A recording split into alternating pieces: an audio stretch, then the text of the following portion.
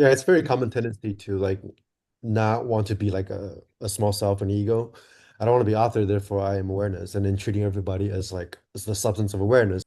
In sort of the I am, the in the way that I understand it, there's still uh, construction, and the scale of Yes, that construction is broad, sure, but then there is still a certain lens. Yeah. there Yeah. is. Yeah. Go ahead, Arthur. Well, how you No, practice no. that? I was, yeah, The way there's I so many ways. Yeah, like I was wondering how you are approaching I am because there are so many ways that I think you can construct the I amness and there's different implications of it.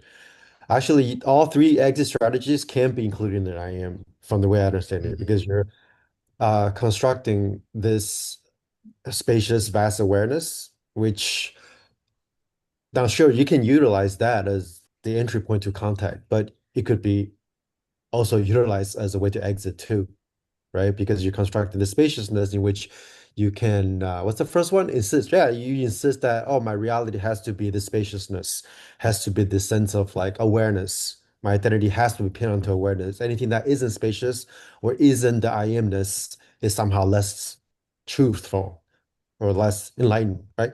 Or you could be the second exit where it's, what is it, distancing? You could easily use the I amness as a buffer to distance yourself away from looking at some things that needs to be processed.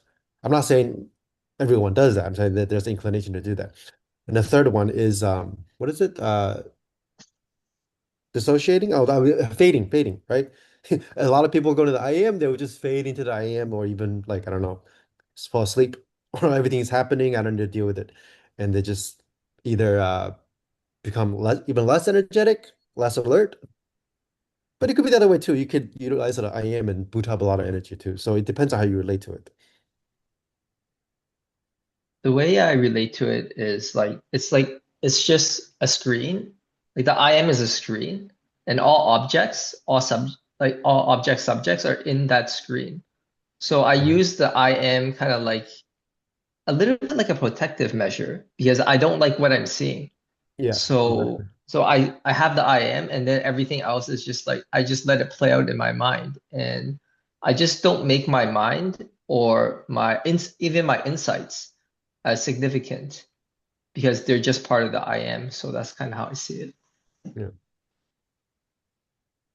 Yeah, so you can see how that's like in a certain way a mode of distancing, right? Where there it's like a safe distance from um, inhabiting the am, and then and then experiencing the all of the supposed suffering that comes with being an am, like being embodied in that way as a specific rather than a general, because we are embodied in that way. And regardless of the nature of awareness being broad, we still function as embodied beings moving through that, which is why people struggle with this aspect of staying dissociated and yet it not integrating and landing, because at the end of the day you're still a person embodied going through life, having like one-to-one interactions with beings. And this is sort of like noticing that is sort of the first step where, if there's a tendency to require that space, insist, or use that space to distance. So yeah, this is pretty interesting territory. Like people tend to find fairly functional ways to go about their lives here, um, without necessarily always seeing the ways that they are still maybe perhaps sneakily engaging in these ways of exit. Yeah. Yeah. Yeah, it's very common tendency to like not want to be like a small self and ego.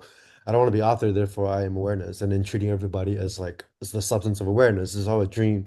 It can be functional up to a certain point, but that doesn't mean that you're not utilizing that to bypass a lot of stuff that you don't want to look at. Very helpful.